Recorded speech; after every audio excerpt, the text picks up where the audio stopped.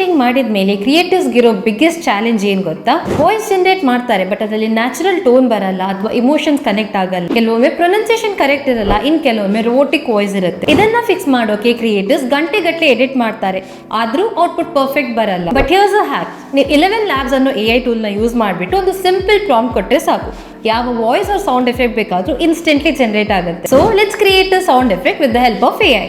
Next is sound effects.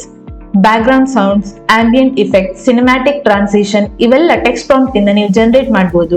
ಈಗ ನಾನು sound effect generate ಮಾಡಲಿಕ್ಕೆ ಒಂದು ಪ್ರಾಂಪ್ಟ್ ಅನ್ನು ಕೊಡ್ತೇನೆ. Generate a realistic sound effect of a gentle river flowing with birds chirping softly in the background, calm and peaceful atmosphere.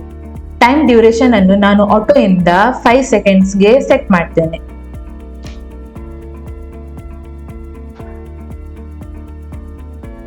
Next let's click generate.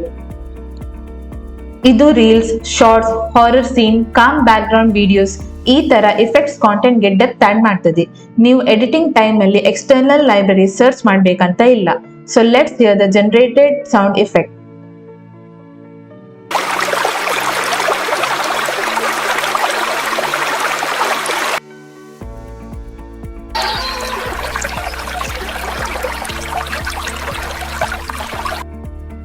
So ಈ video ನಿಮಗೆ ಇಷ್ಟ ಆದರೆ like ಮಾಡಿ, share ಮಾಡಿ ಆ್ಯಂಡ್ ಸಬ್ಸ್ಕ್ರೈಬ್ ಮಾಡಿ.